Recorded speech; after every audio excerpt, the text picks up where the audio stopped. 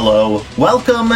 This is a very, very special Tomcast because it is the first ever Tomcast to be recorded post $80 video game. Sorry. No, this is the Switch 2 talk.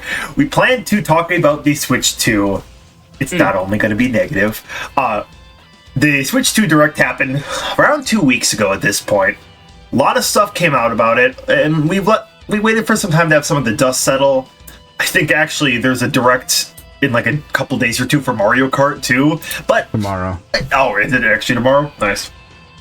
Damn, dated the recording. Let's go.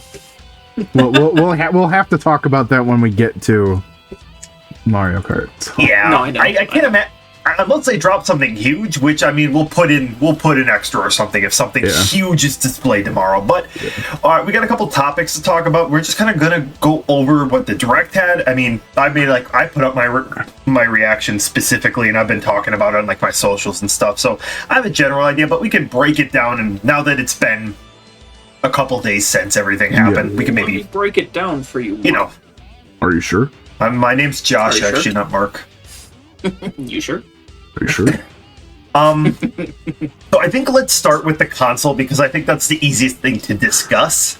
I guess we'll start with it. How do you guys feel about the $450 price tag?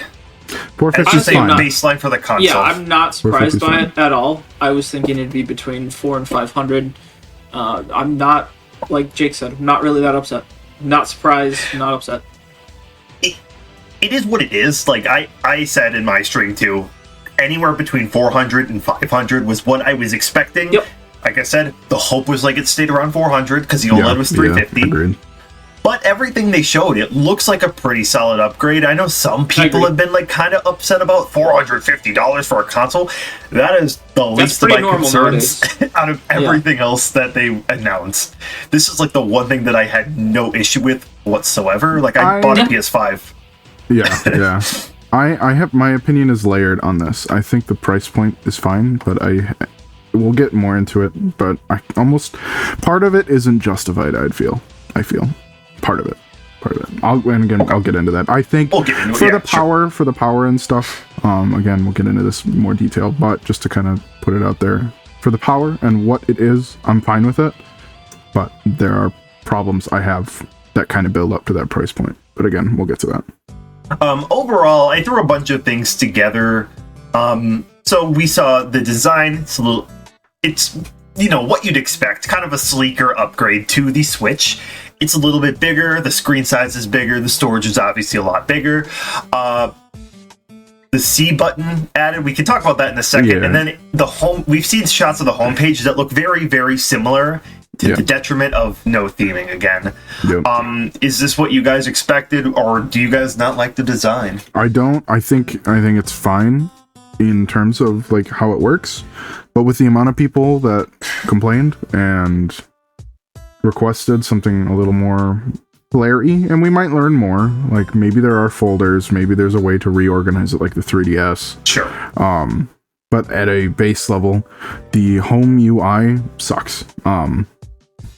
And not because it's bad, but because it's a repeat, and obviously we want a little more. It's totally fine, but just from a like fun factor, it's very meh. And Nintendo has made a couple comments that are kind of like, I don't like that. Or it's like specifically like, oh, there's no music on the menus or anything like that. Or specifically the eShop because it's distracting. That's weird. What, bro? What? I don't know. I wouldn't have used a theme with the original Switch. I probably wouldn't have used a theme with the Switch 2. It doesn't really bother me. For me, it's a quick pick up and go play a game, or I'm streaming with it. So I don't know that I necessarily need themes. I really like the design of the new Joy-Cons. You guys know me, black and red is like my thing, so to have it mostly black and then those rings of blue and red really, I like it. I think it's kind of cool. Not much of a difference. I also really like the magnetic part of the Joy-Cons. I'm hoping that kind of helps with drift. Not that I think the sliding mechanism I'm curious did to see anything to make it drift, but I'm curious to see if it does help in any way. Not that I've had a big drifting issue, but I know many people have. Drifting, controller drift, and I guess we could just, if you want to share thoughts on UI quick, and then we can just shift to controller, because I have some thoughts. I'll jump on. So I guess hopping in, like, I actually, when the Switch came out, I liked like the very like basic snappiness of it. However, I think that the option to have themes should be there, even if just generic colors. I mean, hell, we have those platinum points that are basically useless. Yep. I'm sorry, unless you really like profile pictures, but like that, and they got rid of the gold points. That's the thing I used. Why don't we use that to cash in some things? Or you could pay like 99 cents for it if you don't have the platinum points. You know, like whatever. Like have an option though. It's super easy, and then you could run like, oh, you know what? Xenoblade X just came out. You could have like a Xenoblade X themed menu. And it's like very like what PlayStation did. Like I know like one of them. Like the Kingdom Hearts, there's like a Kingdom Hearts theme, so I was playing like Dearly Beloved theme. All like the when you moved, it made like the that sound when you move in the menus of Kingdom Hearts. I got a Persona 5 Royal one too when that came out.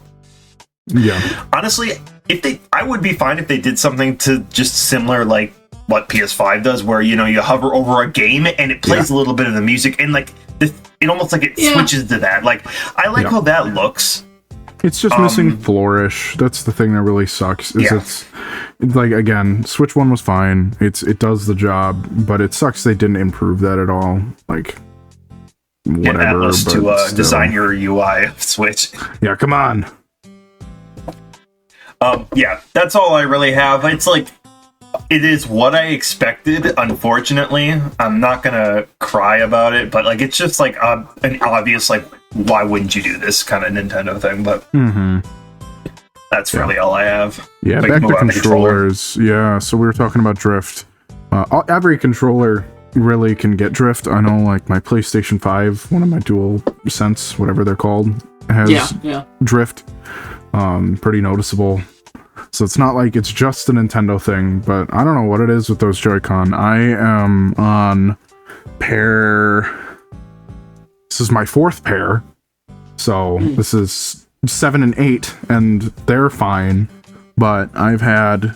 Well, I mean, it's not just drift, but I've had several problems with them. First set, they just stopped connecting. That could be a battery thing. But then the next two after that, it was either drift or just, like, different connectivity issues, and my Switch Pro controller has drift as well, so whatever they're doing with these new Joy-Con, I really hope it's at least gonna mitigate it, like make it a lesser problem. No, yeah. I had a lot of drift issues with a lot of my Joy-Con. I got a lot of the Joy-Cons because they were expensive. Collector, I did like how they looked. I played handheld. I hated playing Joy-Cons like the controller themselves. Yeah, that's fair. The only ones I really don't have issues with right now are the ones for my OLED and then my Skyward Sword, like those Zelda Skyward Sword ones that came out with that game. Yeah, mainly because I've been trying to use those as little as possible. Yeah, I didn't have any problems with, what am I saying? I didn't want to use my Skyward Sword Joy-Con at all. Like I wanted to just kind of leave them in the box. They are really good. But I had 2 other pairs, and they both went around the same time. And it's like, I'd play a decent amount of multiplayer stuff with family and friends and stuff, but, like, they just both sets went at the same time. And it's like, are you kidding me? Luckily, the Skyward Sword Joy-Con have lasted me quite a while. They're starting to show some wear and tear, which, I mean, that's natural. It's like little scuffs and stuff, which sucks, because I wanted to preserve those, but, I mean, what are you going to do? No, I think... And it's getting to a point too where we want these to work, because like pulling it from Nintendo's official website, the Joy-Con double pack is currently $90. That is absurdly high. That is a little egregious. Yeah, for the quality of the controllers too, that's the big red flag for me. It's like I can't see me getting a whole lot extra. Like I might eventually shell out a second pair, so when I do multiplayer, like friends and family and stuff, but I guess do you wonder if, like, I obviously know the regular Joy-Cons won't work, but do you think the Pro Controller would have been the original Switch? Yeah, so it's confirmed they will work. They will work. Joy-Con will work. Nice, Pro Controllers will work. You can connect. Okay, cool. It's just they obviously can't charge on there, so you'll need like a Switch 2 or Switch 1, pardon me, or a that tower, whatever tower. Yeah, charging tower. Yeah. Same thing with Pro Controllers. They will work. Surprising thing here too is actually that Nintendo Switch 2 Pro Controller, because I mean, obviously the only really thing different is, like, I guess a little bit different design, but it has the C button, which we'll get into in a sec. That is actually $80, so $10 less. Yeah. But I'm used to the Pro Controller being higher. I will be getting that. I like the Pro Controller. I think it's my go-to for playing Switch games. My controller did get drift, but that was after, like, oh god, how many years? 6-7 years of just absolute abuse, especially with Smash Bros. It was like the stick, the left stick was eventually wearing and tearing. It's like I could tell it was drifting. So it was around the time that Tears of the Kingdom was coming out, so I ended up just buying the Tears of the Kingdom Edition Pro Controller, and that's been working fine. So I won't blame that one on Nintendo. I just feel like it probably had some damage. It's more of a Joy-Con thing, and at least they're willing to fix them. But whatever is up with the Joy-Con, I hope they're more durable. I've heard they feel different, like they feel smoother. So maybe we don't really know what's going on because we know they're not using Hall effect. But I mean, whatever. I'm sure we talked enough about drift, though. We can talk about the actual design. I know Grant mentioned the colors. I'm not a fan. What? That subtle color underneath, I don't know. It's so minimalistic. I love it. It's minimalistic, but I really wish they would have went with brighter colors. I don't really like that choice they used. This is a personal preference. I don't hate it. I'm assuming they will come out with more eventually, because it's obviously just copying what the original Switch looked like initially, and then it took a while for them to belt out some more colors. So I'm curious to see what they'll do. Yeah, I hope it's not just the subtle color. Like, I hope they do full body colors, because that's really fun about the Joy-Con. They went a little wacky, I'd say, overall. Like, it was all very big neon poppy stuff at first. I love that. And then it obviously had, like, that pastel kind of situation. Yeah, pastel ones are more recent. Yeah, so I think they might switch it up a bit. I'm sure the first couple will probably be like this. Yeah, I'm sure. Maybe I'm hoping for an inverse. Maybe it's like the color that's underneath and then the black underneath. I don't know. Yeah. Pro Controller looks fine. I like that it's showing in white. I wish it had more to it. I still like the PlayStation and Xbox controllers look more appealing. And I don't think I'll ever have a preference over the Xbox Series X controller. I love that thing. It's very good. But, yeah, and I know people love the Pro Controllers, but whatever. It's fine. I think it is a very serviceable controller, and I know I'm still okay with them having a very standard, if not very simplistic controller in wake of them doing their more wacky designs. Obviously, they had like a Pro Controller, I think, for the Wii U, and now the Switch console. So I think it's fine. Yeah, so I think last thing we got to talk about, I guess, of the console itself specifically is the C-Share Discord 2 button, I called it. So they showed off the Discord 2. They showed it. It was called the C button. And it was for... What does the C stand for? Does it actually have like a name? I don't know. Probably Connect or Camera. I don't know. One of the two. That makes sense, yeah. You connect. It is very similar, clearly kind of using the foundations that Discord laid out with its camera stuff, but you can also... you have to purchase the camera accessory separately eventually, and then there is some integration. You can share your games you're playing. I think it's interesting. You can what's the word? Like put yourself in the green screen yourself into the game or like on the game. Which I thought that was actually kind of interesting. Now, obviously, the frames ran like ass, but I kind of respect the move that they just showed that to us instead of hit it. Yep. They're like, hey, we know it's gonna. Yeah. I mean, I know, obviously, some people are saying, it is literally a hit button behind a paywall because you need to have Nintendo Online to use it. So, in the end, I kind of just feel about it at the very end of the day. But I don't know. I mean, I guess it's handy, but I also would have been fine with, push the home button and open a menu like the old Xbox 360 menus. You know, I don't really think it needed to be a whole button. But whatever, it's inoffensive, unless if I find out that I'm going to be bumping it instead of the home button all the time, then I'm going to have problems, but I don't foresee it being, like, actually a problem. Anything else anyone want to talk about with the Switch 2, specifically the console or UI or anything on that stuff? I mean, the screen is kind of a letdown. I don't think it's OLED, correct? Oh, I'll argue with that. It is not OLED. It's fine. It's got like the it looks 4K. Good. It looks good. It's bigger. There's more to it, but would have been nice. They have the technology. They could have done it. I'm sure there's going to be a Switch 2 OLED eventually. It's probably just going to be a $500 console. Yeah, but they could have done it now. Yeah. They could have just done it. I'm fine without it. I think it looks fine. They've shown the difference, and there is a difference, but it's not like night and day. Just saying. They had the technology. They had the time. They could have done it. And then they could have offered it right off the bat then. If people wanted to pay less for 4K and then more for the OLED, why not? Why not just that I won't argue. Yeah. But I think I'm sure I think it's fine. I mean, you want to give them like the benefit of all benefits of doubt. Maybe they're waiting to use that for if they run into some issues over the course of like the first like couple of years of the Switch 2's lifespan, where like, ooh, we could perfect this in the Switch to OLED and also have an OLED screen. That is, once again, that is extending a big reach to them and helping them out. But as you guys were saying, like, I think they could have done it, but they are probably just holding off for that revision. I mean, all the consoles do it. It's not like a Nintendo greedy thing. Sony does it too. Yeah. It's like the PS. Everyone expects a PS Pro coming out of like their console, so it's just it is like an unfortunate like just thing for the gaming industry, I guess. Yeah. Once again, I really like the Switch, and it makes sense to not have the Switch 2 design deviate too much from the norm, because it is really a good hit. Fine with that.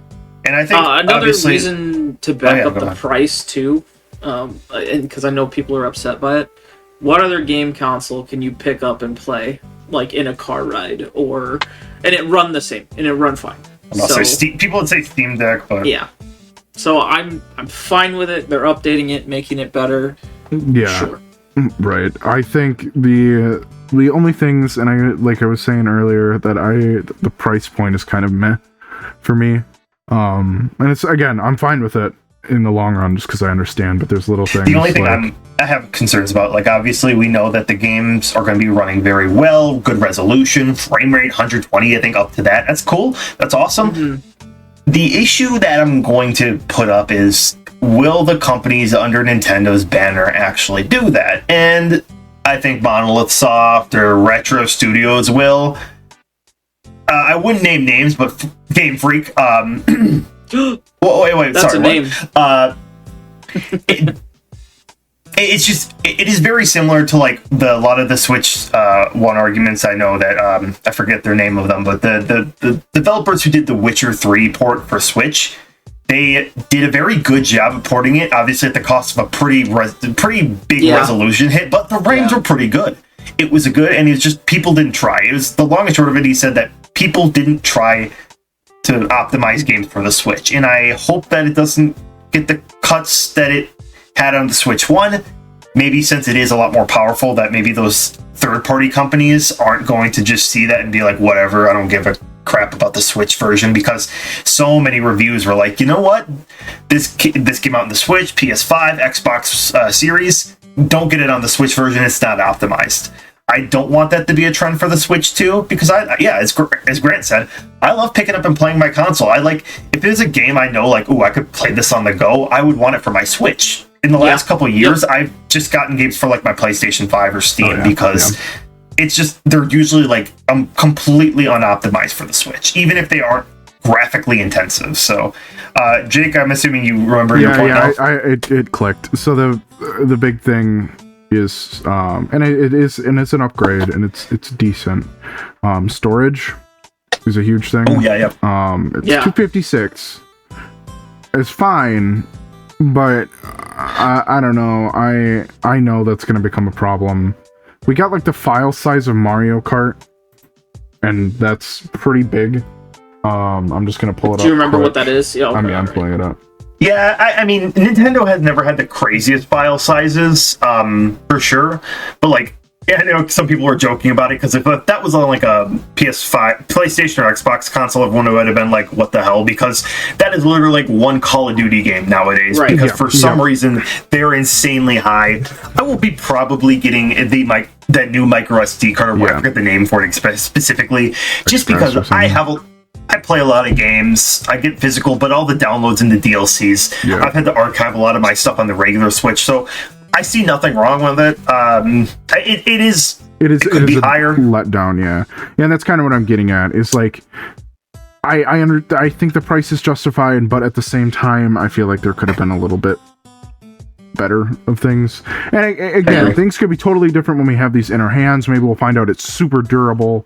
Maybe we'll find out like the screen is super great at being protective and it doesn't need a screen protector, something that'll justify it that we don't know. Maybe the magnets will be amazing, whatever. But it's like the storage is one thing. It's also Mario Kart is supposed to be 23.4 gigabytes. Again, not huge. But that's double Mario Kart 8, just for frame of reference. Like that's pretty big, especially for a Nintendo game. I think that's quite a bit larger than some of the other games we heard from. But like the storage not being much higher is kind of a letdown. If you're going to be downloading a lot of Switch 1 games, that's fine. But I'm assuming some people play exclusively download, so like that's gonna toll quick. Like the toll filled quickly there. Yeah. And so, obviously, I'm physical. I think obviously I'm not gonna crap on somebody if it's like, oh, you play digital only. But I think there's a market for both, which is a topic we'll continue to get onto in a second. I see. I just looked it up. It looks like roughly you get about like 5 to 10 gigabytes on the Switch 1, with the highest was around 60 gigabytes. So, but that's probably like the exception rather than the standard. So yeah. All right. Now, do we have anything else we want to cover with the console stuff, or do we want to talk about the games that are properly? Yeah, we can start getting into the games. I talked about it. We've already started mentioning it a few times because probably the biggest, not the biggest, maybe the biggest. It's going to be probably one of the best-selling games, even if it is priced this way. Mario Kart World. It was the first game they showed off on the Switch 2 when the first trailer came out a while ago, and it is the first game they showed off in this Direct. It has a lot to talk about. This is also probably going to be the most dated section. Jake, go ahead. I think right away we should get it out of the way, and we can talk about the actual game after we talk about this. I think we should just talk about the price. Yeah. It's stinky. $80 is a lot, and then it's for physical, right? That's $80? Both physical and digital. It is 80. Yeah. It is 80 for both, yes. That's interesting. I don't know where that the whole mentality of we feel like it should be priced this way, so we're going to do it. The other thing I would say that would justify this is then great, and I know we talked about this the other day, but then you have like Yoshi's Crafted World. That needs to be like $30-$40. You know what I mean? Something that's like a 20-hour game that they spent no time on. Cool. You think Mario Kart World is already that needs to be that needs to be less. Yes, that needs to be less than the $60-$70 price tag. That's norm right now. That's the only way I could see them justifying this. And that's the thing I dislike with this. I know we kind of got past that where the interviews came out. There is nothing about like we had to do this due to the cost of things. Yeah. Nothing about like obviously anything in the financial field. It was pretty much is how they kind of justified it for Tears of the Kingdom as well back when that came out. It's just we feel like this game is going to be that price. We all accepted it because the other consoles have already been doing $70 games for a few years. So and we haven't even been in that realm for that long. They need to, put the money where their mouth is and have games that are actually priced down then. You better not, like, I'm not going to crap on a 4-hour game but I don't want this 4-hour pretty lower budget game to be $60 filled, because that kind of is a waste in today's market. Yeah. I'm sorry to say. And also, I just don't really vibe with the idea of price determining like what you're going to get out of a game, because that is irrelevant. I have played games that have been $10 that I would pay full $60-$70 for, and vice versa. I love some, like, especially like smaller budgeted games. It does not matter. Like, it really does not. And that's such a stupid mentality to have, if I'm being completely honest. And now Mario Kart World, people will definitely get their $80 out of this game. Don't get me wrong. People will. But it is not a basis that we should be going off of. Mm-hmm. It's stupid. The bigger problem at hand is that if they're doing this, we don't have, like Grant was saying, they better be changing other things, but we have no other examples of that. Donkey Kong, the other game, is going to be $70. And I can be like, okay, all right, whatever. I can buy with that. We'll get into that too in a second. Yeah, right. That'll be totally fine. But if they also announced a Mario Baseball, because there wasn't one on the Switch, then I would assume that's going to be like $50. Assuming, I mean, obviously, if they can justify it, like if they're saying, like if they end up being like, there's 25 stadiums and 108 characters, I'd be like, okay, yeah, that's a $70 game. But we know that's not going to happen, you know. So like, we have nothing else to go off of. We have one other game that we can be like, okay, yeah, that's their other game for now. But, like, the only other thing we have to go off of is third-party stuff. So it's like... It sucks, too, that it's a game that everyone wants to get their hands on, because it's a Mario Kart game. That's a game everyone's going to play, in a sense. I mean, let's be real, you bet your ass that Smash Bros. Will follow the same suit, unfortunately. If this is a problem, I guarantee you, whenever Smash Brothers happens, it will be a problem. Like... Even if it's got a smaller roster, even if it's got less attention than Ultimate, it will be a higher price game. Whether it's $80, $90, $100, you know it's going to be a problem. Unless if they find a way to justify it, which they... Right. Whatever. See, the only justification I would take for the 80 is the simple, unfortunate truth of, look, man, things get more expensive in today's day and age. We can't... It's just getting more expensive. We need to put this up, or else we're going to be losing profit. That would be the only way where I'd be like, okay, but with like obviously a begrudgingly depressed sigh at the state of our world and existential crisis. The $70 jump was not that long ago.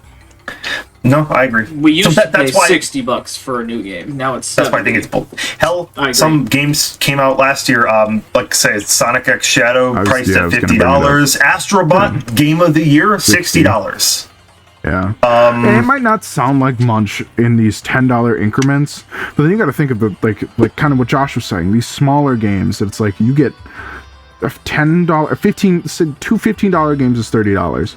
If you're getting a $60 game, you could get 4 $15 games, and there's some amazing little games out there. Some of them aren't even that little. Like.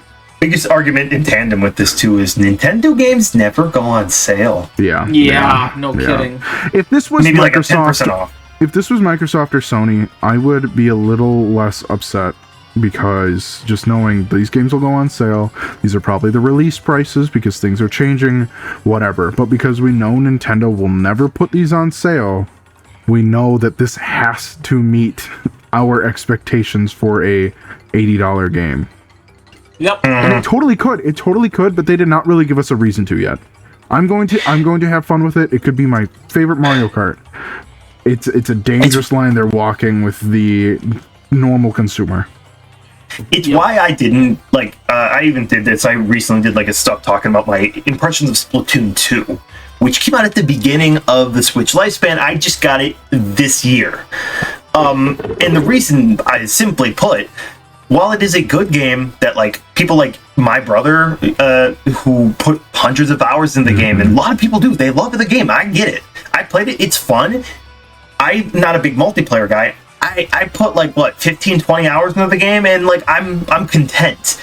And that was why I didn't buy it for so many years. It's like, look, it's a fun game. I recognize that, but do I want to pay $60 for this game or a game that I know I'm going to play a hell of a lot more? And that's the same with Mario Kart. Some people might only put dozen hours into this game. Yeah. Not everyone's going to put 1,000 hours on the Mario Kart. So it is, yeah, I don't know.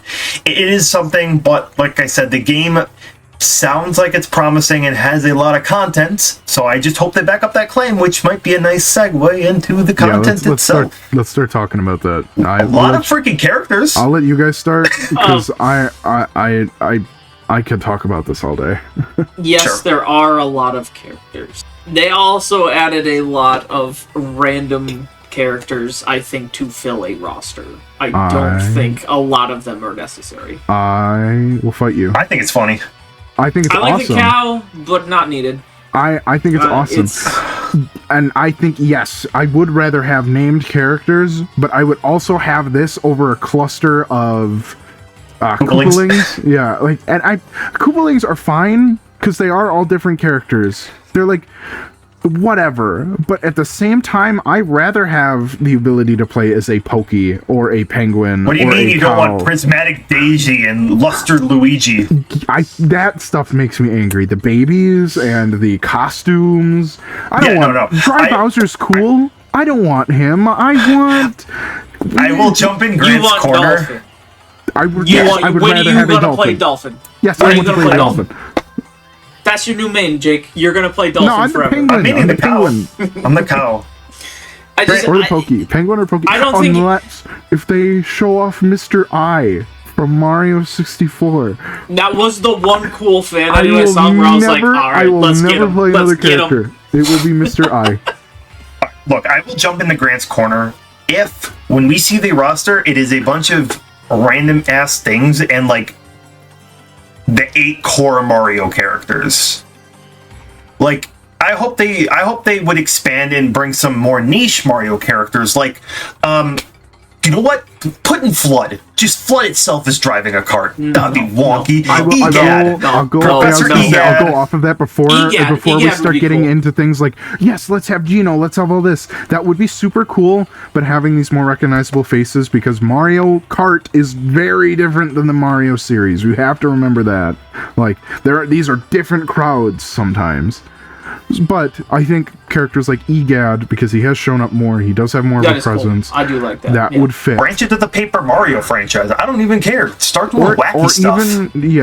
I think the really niche picks, while awesome and cool, I do think these goofy characters that are just a cow and stuff are a little more justified than some of them. As cool as they would be, I know that the casual audience would rather play as a Goomba. Speaking of which, this is the first time you can be a Goomba in Mario Kart. That's kind of weird. I'm fine with Goomba. That makes sense. It's something that's regular that shows up. I'm fine with that.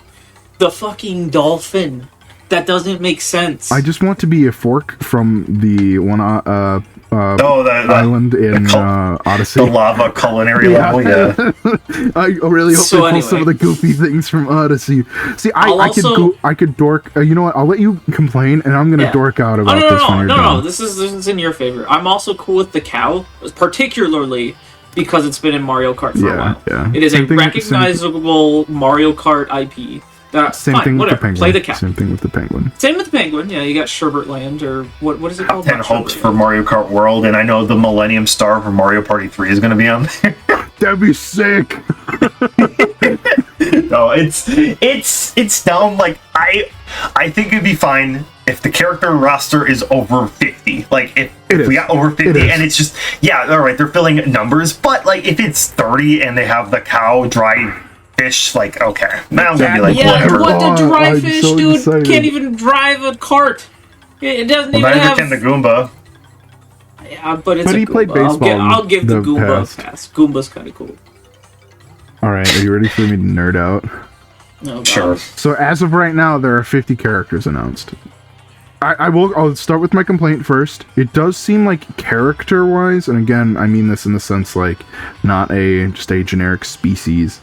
The only new character I think we've seen is Nabbit, which is kind of weird. Like, new character. Like, obviously, you've never been able to play as a Pokey. Yeah. But I'm just I know what you're saying. Yeah. Like, I don't know. I feel like they could have done something. Like, they usually try and pull out a couple new ones. Dude, you know what's always bothered me? And I'm sorry, I'm cutting you off here. No, you're good. We have Link in 8. Where the hell is Captain Falcon?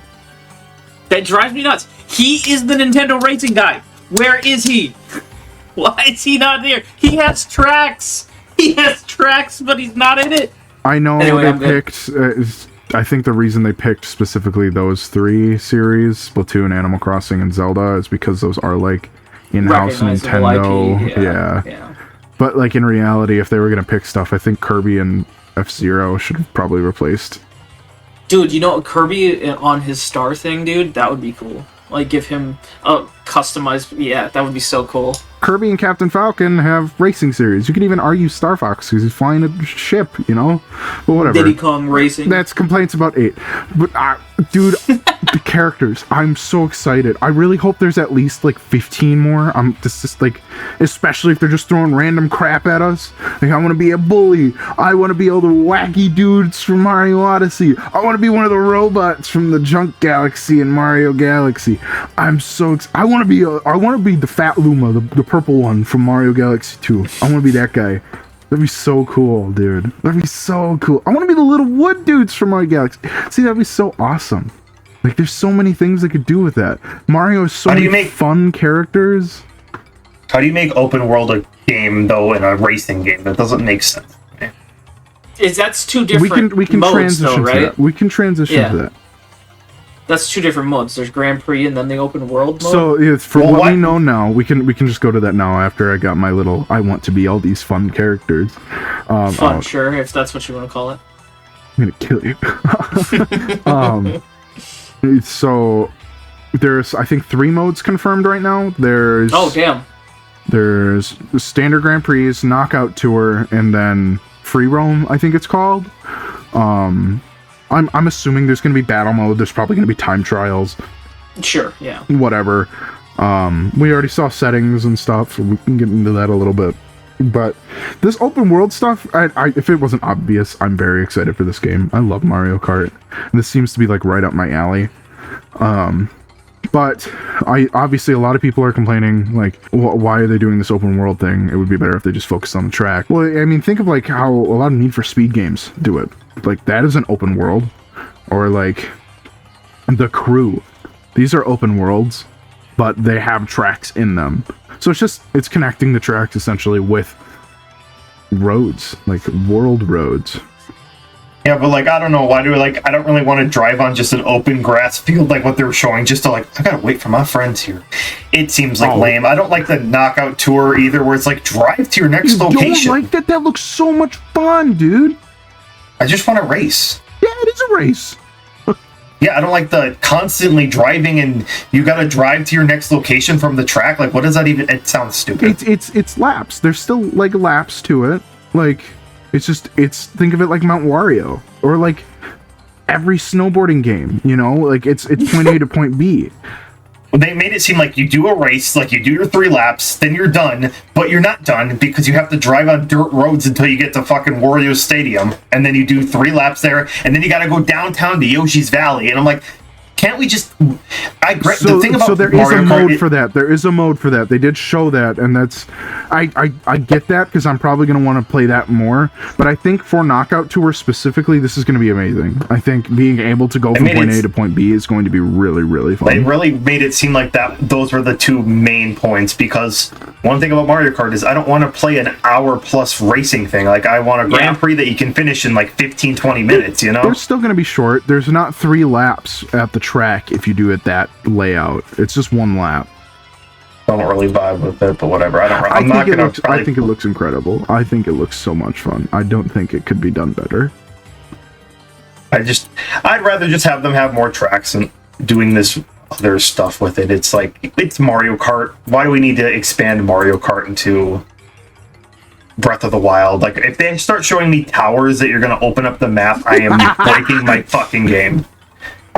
Yeah, I've already talked about how Mamma mia, I should drive to the left to open up this next area. That's my shitty Mario impression.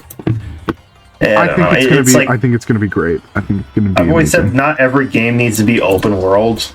I agree. I wholeheartedly agree, but I think they're going to do this perfectly. They showed that there's unlockables in the open world too. There's like P switches. I don't know what the heck they do, but there's P switches. And there's all sorts of little check-off marquee thingies you can see on one of the pause menus from the treehouse. It looks good. I think that is going to be fully justified. I don't think we're still questioning that price, but I think the fact that they're changing the style is justified. I don't care for Mario Kart, so I don't have much to say about content. I don't know. I think most people just wanted racing, but like at the same time, I don't know. And there is that option. The one thing I am worried about is that you won't have that option for standard Grand Prix. Yeah, you can pick a Grand Prix with like friends and stuff and turn that setting on. But I'm worried that you won't be able to turn that on and off for just like, you know, getting your trophies and your stars or whatever. I'm worried about that. I mean, we'll see. I guess the thing is, I just want them to maybe, hopefully not put all of their eggs into Mario and Mario and Mario, and maybe how about all the thousands of IPs you're literally letting rot away, as Grant mentioned, F-Zero, like, why don't we make more racing games? You're doing Kirby Air Riders, we'll get to that soon. I just think, I don't know.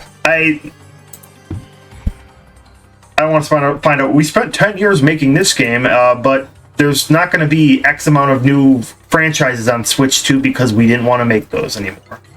It's like, I love Mario and Zelda, but I don't want to only see Mario, Donkey Kong, Kirby, and Zelda on the Switch 2. So I agree. Yeah. And I think I mentioned it in our predictions for the Switch 2, but I was really kind of hoping F-Zero would be kind of like leading the pack, and it would be like, oh yeah, here's a really nice looking F-Zero game because it's a nice new console. But we're only really getting one Nintendo launch game. I don't think we really mentioned that. Mario Kart World is I think the only like new game that's going to be there at launch. Yeah, there's a lot of stuff coming out in the launch, only bundle. Yeah. Which I don't know that I hate that, but I don't know. It's just weird. Fair enough. Yeah. I didn't really like think about it because there's a lot of third-party support that is coming day one too. So there's a lot of games you can play day one. I guess there's going to be plenty to play. This is a really good lineup for launch games. Are we just jump into that then? For my freedom. About it? What are we talking about? We're jumping to what? Third-party support? No. No, I was just saying. We can get to that eventually. I'm saying for my American homies, we might get a bunch of launch titles because we might not be getting the Switch in about 2 months. So, woo! Let's go! Yeah. Any other thoughts on Mario Kart World? I guess we've been yapping about this for a tad. They better we'll find out tomorrow. Probably add a note right after this. Yeah. If there's anything. We'll know more tomorrow, but as of right now, not excited. I'm very excited. Jake and I are the exact opposite when it comes to Mario Kart. I just wanted to play a Mario Kart. Like, I don't know. I'm not gonna. If I get the game, I will eventually.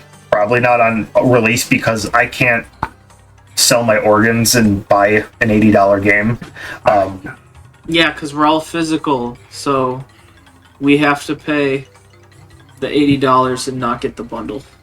Yeah, I'm not getting the bundle. I'm sorry. If it's the only option, I'll get it. Unless it's the only option, I can. Like I did that for PS5. I got Call of Duty Black Ops Cold War. I've never touched that fucking game. So, yeah. We'll see. I want Mario Kart. I'm sure as long as that stuff's good, I don't care about the rest. I'm not going to probably use the open world a whole lot, I'll be honest. But as long as the tracks are good, Airship Fortress came back, and that is one of the best tracks in all of Mario Kart history. So that's cool with me. Hey, Jake interrupting with a update of sorts. The Mario Kart World Direct happened, and they didn't justify things. That was the big thing we were going off of this entire time is, oh, they're going to justify it. Oh, they're going to show off all these crazy new things. They didn't.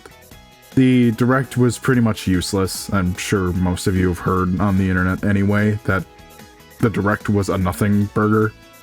They showed off everything we already knew from the treehouse and the initial trailers. They elaborated on some stuff like the Kamek item and how the internet stuff would work. But for the most part, nothing new. We know a little bit more about like missions, or we know that there are missions, I should say, but we don't really know what they unlock or anything like that. We know how to unlock costumes for characters, but we didn't get any new characters. I have a feeling we might already know the full roster. Given that we know 50 characters, it seems like it's a pretty solid number. I've seen some people mention that Ninja is playable. I have not seen anything on that since people have suggested it. But from what we've seen, that's it. We know that there's going to be another cup, presumably, at least a new track. They showed that Rainbow Road is unlockable, so that might be a new cup, but it might also just be Rainbow Road. So, as the one that was pretty excited for Mario Kart World, I am a little let down by quite a bit of this.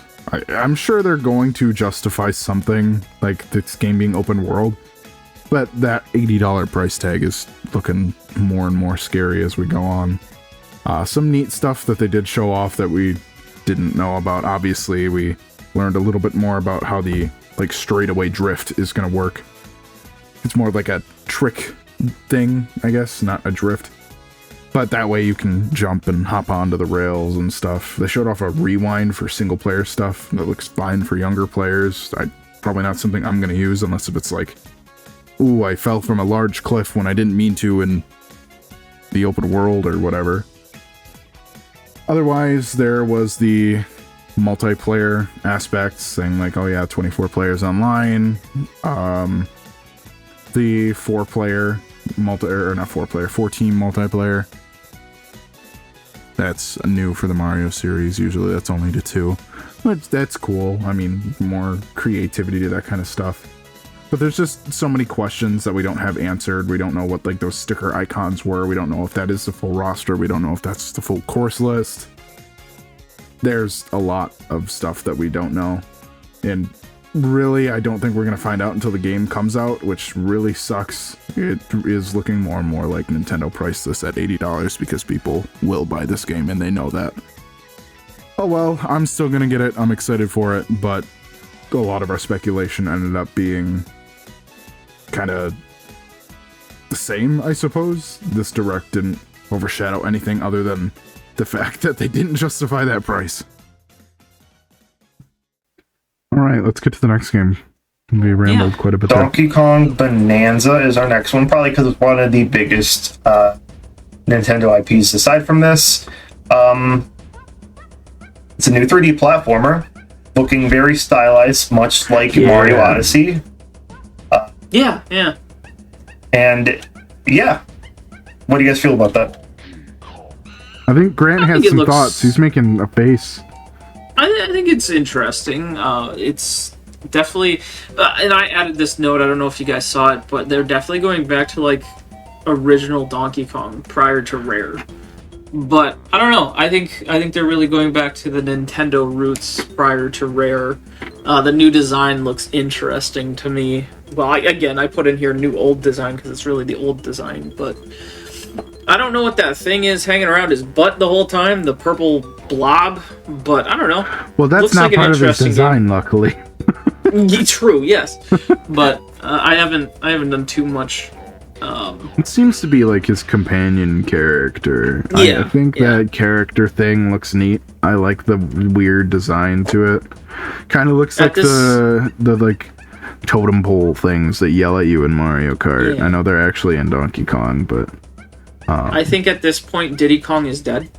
He's MIA. I have no clue where he is. They're gonna have to rebrand him. Yeah, I was gonna say, do you guys think they're killing him because of his name? Actually? They're gonna have to kill him off. I'm wondering. The only one I've seen is Cranky Kong and Funky Kong.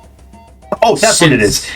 Funky? Diddy Kong evolved into Donkey Kong, therefore that name got retired because how Cranky Kong was the original Donkey Kong. Yeah. And then there's not going to be the new one's Junior, the new Cranky. There's no more Diddy's Conquest because Diddy's Conquest, the only conquest we're having is a court date. One thing I really want to talk about with this game, I wasn't going hype over this game. But what I'm very interested in is this destructible environment they're toting. Yeah. And it's really bringing to when I was kind of talking about in the console stuff specifically. Yeah. This is going to be the game I'm most interested in the launch window because this is going to be the test on how the console's going to handle a game like this. For sure. A destructible environment to that degree is fucking insane. like I just recently beat Astrobot on stream. I'm plugging everything, I guess. But one of the things I noticed is like they had those levels where they were just flexing how much particle effects they were having on screen. There was not a single frame drop I noticed or anything that was significant on my end. It looked fantastic, and it looked good in the trailer, I think.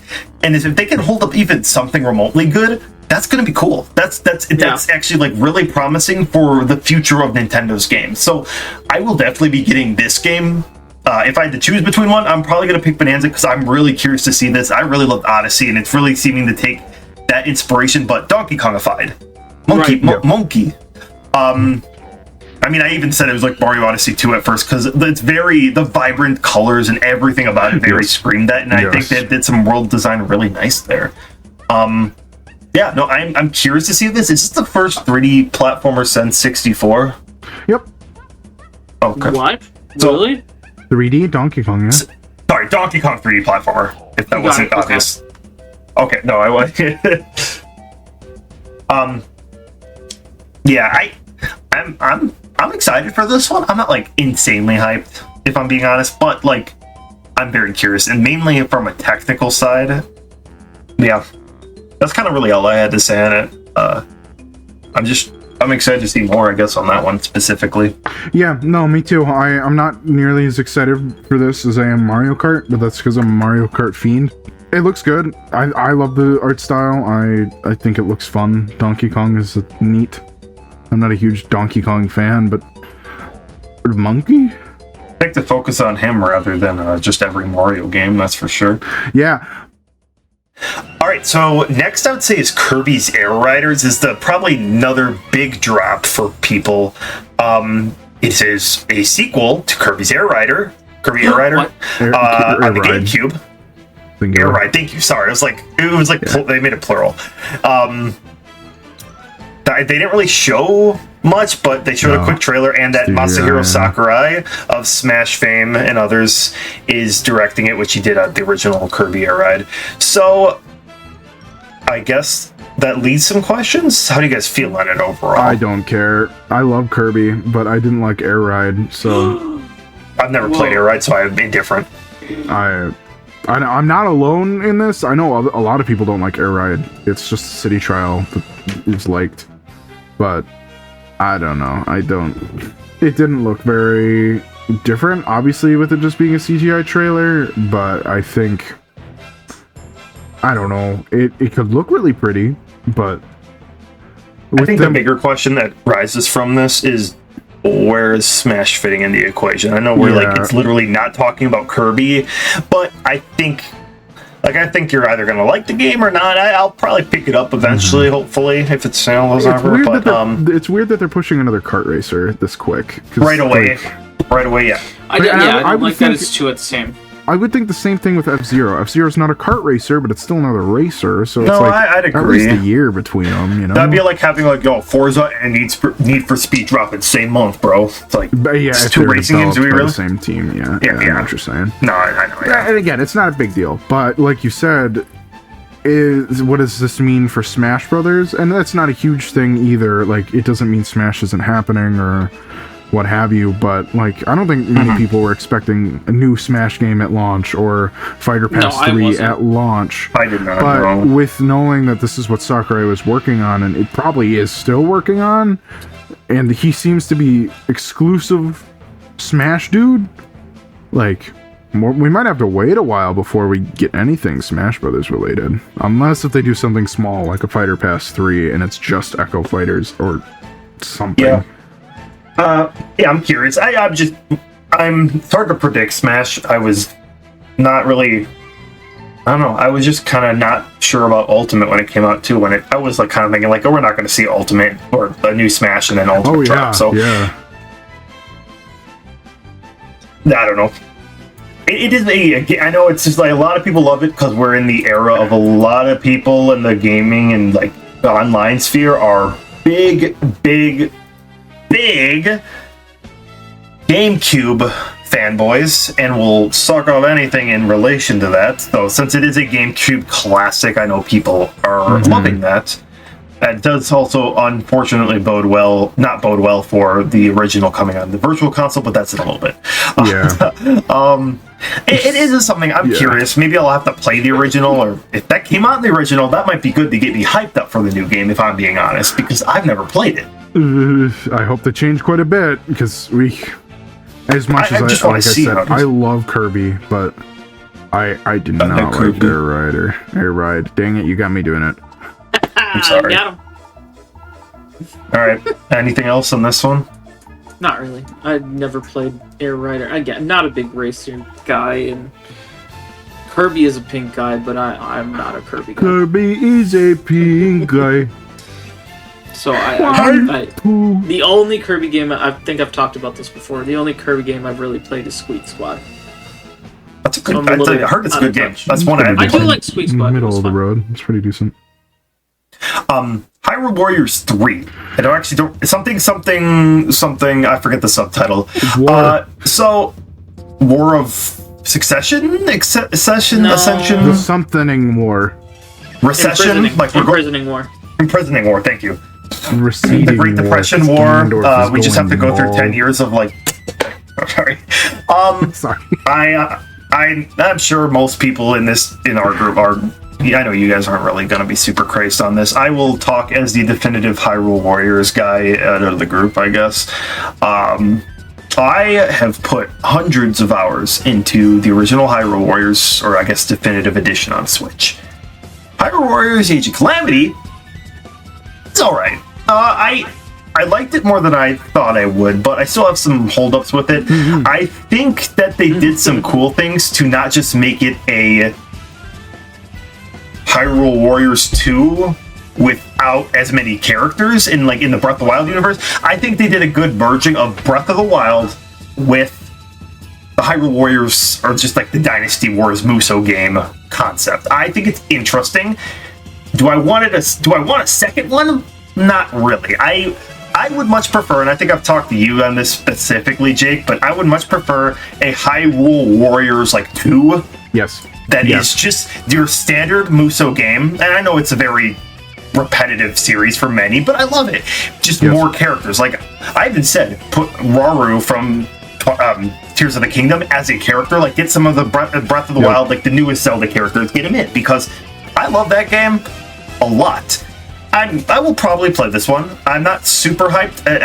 It's like, I don't know. It's a little bit deviating from the formula. I felt the same with Fire Emblem Three Hopes, as like a follow-up to one of my favorite Fire Emblem games, Three Houses. So it's like, there's a lot I'm curious on, but it's not one that's like getting me insane. I am not really big on the Zelda Breath of the Wild, that universe's lore. I know some people are like, oh my god, we're gonna play as the impressing. Like, I thought the stories for these games were kind of especially since Age of Calamity didn't have the dark story. Yep, like, I'm sorry, call me a teenager listening to fucking My Chemical Romance, but it should have been a lot darker, and it should have actually done something that actually played out the events. I didn't like the everyone is actually safe. Yeah. That's what probably irked me the most. Sorry. That would have been fine as like a alternate path. Yeah, like that doubles the length of the game. That would be interesting, but no, like... Not to skip, Jake, because I know you're not really a big fan of at least Age of Calamity. Greg, I think you played Age of Calamity, and I thought you liked it. How do you feel? And I think this goes into a little bit of what I'll talk about in the future here, but I did not like Tears of the Kingdom. Yeah. I didn't care for the story. I didn't care for the copy-paste. I didn't care for the way they treated Ganondorf, what they did to two of the big characters. I did not like Tears of the Kingdom. Not a big fan. So I'm not excited. I liked the Hyrule Warriors Age of Calamity game. Really did. I love that they added a story mode. Oh my god, this is what happened before Breath of the Wild. I thought it was really cool. Not excited for this one. I just don't care about Tears of the Kingdom's story. I really don't. That's fair. As a guy, story-wise, I agree with you. In terms of game design, I know this is very tangential, but I enjoyed a lot more of Tears of the Kingdom, but this is coming as a guy who didn't put as much hours in the Breath of the Wild as the majority of the populace did. I capped it at 60 to 70 hours, which is still a fuck ton, but everyone else I know, it was 100 plus. And this was like, I enjoyed it, and I put it down and did not play it again. Then I played Tears of the Kingdom and put like double the hours in, and I enjoyed it because I did. But the story, I agree. And I know, Jake, you have a lot of opinions on these games. I'll make my opinions very short. I'll just kind of run through it. I learned to love Breath of the Wild, didn't like it at first. Don't like Tears of the Kingdom almost at all. When you're done. And then to Hyrule Warriors 1 is amazing. Hyrule Warriors Age of Calamity, didn't care for it. Not excited for this at all. I think their efforts should have went to a different Warriors game. I was hoping for Kid Icarus. Maybe a revamped Fire Emblem, because Warriors definitely Fire Emblem Warriors sucked, but it showed promise. Kirby Warriors would be great. Pokemon Warriors would be great. I'd bust. Pokemon Warriors did not need to happen. This did not need to happen, and I think it was an awful idea. But I'm not going to be too negative because this is my opinion, not I agree. definitive. I also would add they are milking the hell out of Breath of the Wild. That too. Its time has come. It's done. We're good. We don't need it. The next game needs to be very similar to something like Echoes of Wisdom, where it is completely different. Something different. Or tied to something story. I appreciate that they did something different. They added a more they did a merge of the classic and open world. I think it was pretty solid. Still not what I love about the games. It's not like my favorite Zelda game ever. I appreciate the change, and I'm glad that we finally are seeing something outside of this universe. And I hope that the next big 3D adventure that's in the works is not in the same universe or the same land, like unless you're doing like a Majora's Mask where it's the same Link in a completely new realm. Yes, yeah. If you want to continue the story, sure, pop off, but it needs to not be in the Hyrule that we've already been in 2 times. New map, new characters, new lore for a new area, whatever. I agree. Mm-hmm. Apprehensive about the Skyland, and it became one of the most disappointing parts. That was terrible. Though, I will say. It was terrible. Yeah, Underground was great. Underground was great. Underground was great. The big pushing point was the Underground, which I think they did good. But then the upper, would you call them Skylands? Which everyone was like, yo, Skyward Sword, it's gonna be. It was nothing like Skyward Sword. I could see this game introducing some neat maps with that in mind, but. At the same time, I don't know. It's whatever. I am excited for this being on Switch too. Watching wise, not excited to play it. Watching wise, I'm excited for this to be on the Switch too.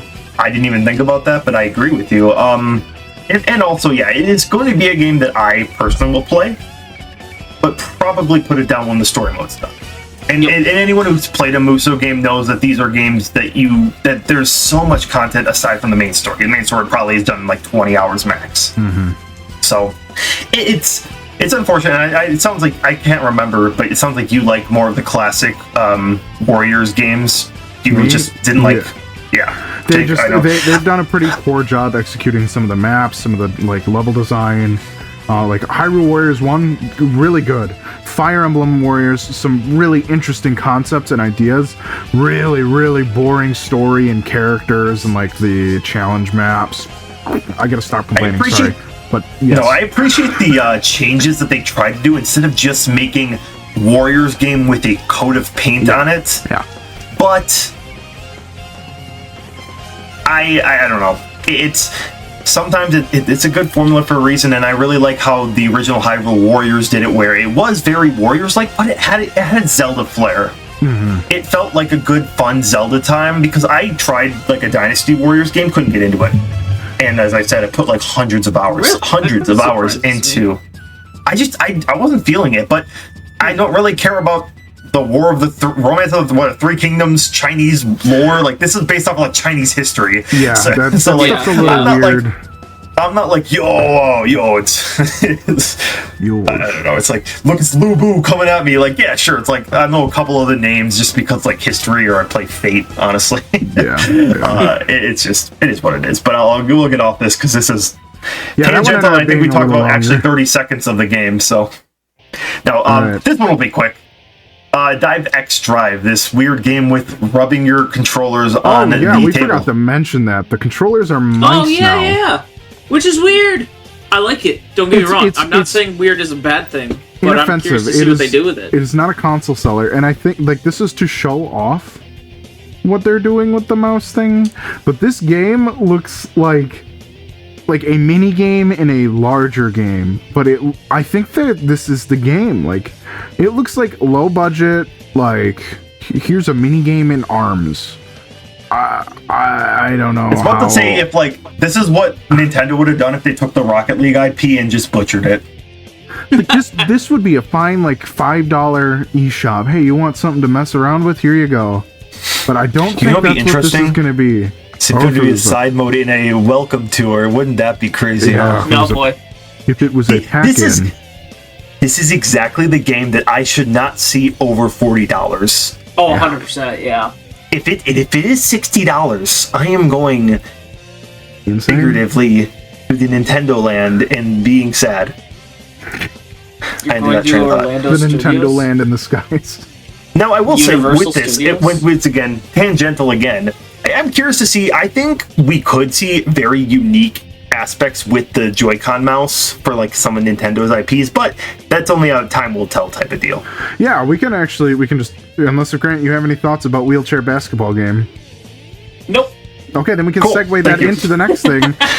Switch to upgrades. Do you want to go to... Sure. The mouse thing is going to be an option for Metroid Prime 4 on Switch 2. Really? That is interesting. A first-person shooter. To see how that plays. Yeah. All right.